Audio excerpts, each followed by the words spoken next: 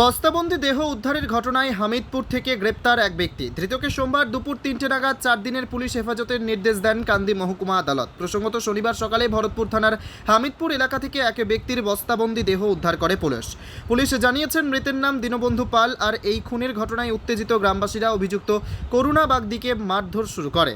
ঘটনার খবর পেয়ে ঘটনাস্থলে পুলিশ পৌঁছে অভিযুক্তকে উদ্ধার করে কান্দি মহকুমা হাসপাতালে নিয়ে আসে চিকিৎসার জন্য।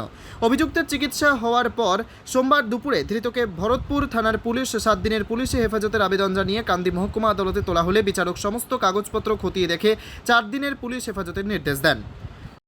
ভরতপুর পিএসের আন্ডারে দীনবন্ধু পাল নামে একজন হত্যা হয়েছে, খুব ব্রুটালি মার্ডার বটে।